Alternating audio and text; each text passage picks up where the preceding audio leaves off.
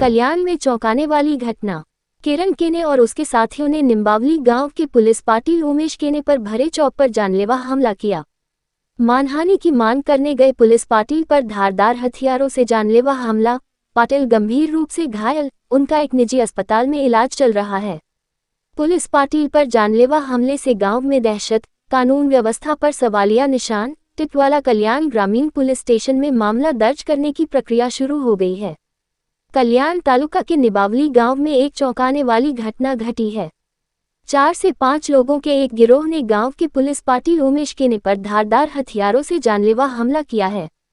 गांव में मानहानि की मांग करने गए पुलिस पाटिल पर धारदार हथियारों से हमला किया गया। मामूली विवाद से शुरू हुआ विवाद सीधे हिंसा तक पहुंच गया और पाटिल गंभीर रूप से घायल हो गए। फिलहाल उनका एक निजी अस्पताल में इलाज चल रहा है और कल्याण तालुका ग्रामीण पुलिस स्टेशन में इस मामले में मामला दर्ज करने की प्रक्रिया चल रही है।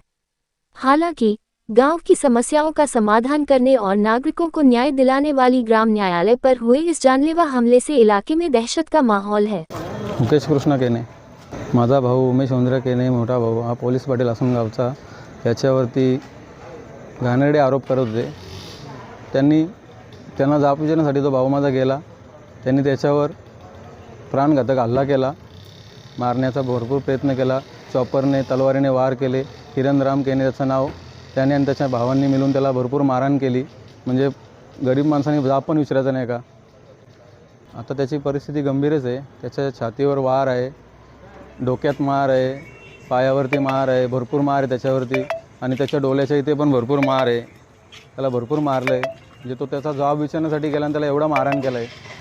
भीती वाटणारच ना। गावचा पोलीस पाटील गावाचं संरक्षण करतो, गावाच्या सगळ्या जेवढं काय होतं ते सगळं ते निसरणार। आणि हा जर पोलीस पाटीलला जर गावातले जर मारहाण करणार, एवढे चॉपरने वार करणार, प्राणघातक हल्ला करणार, मारण्याचा जीवे ठार मारण्याचाच प्रयत्न केला। बीडसारखा जिग्रेम प्रकरण चालू केलं यांनी।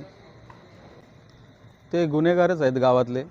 तसं बघायला गेलं तर भरपूर केसेस त्यांच्यावरती आणि त्यांचा खूप त्रास पण आहे भरपूर लोकांना। काय मागणी तुमची? आमची मागणी अशी आहे की आम्हाला न्याय मिळाला पाहिजे। शहर की ताज़ा तरी खबरों के लिए हमारे YouTube चैनल को सब्सक्राइब करें। अगर वीडियो अच्छी लगी हो तो लाइक और शेयर करें।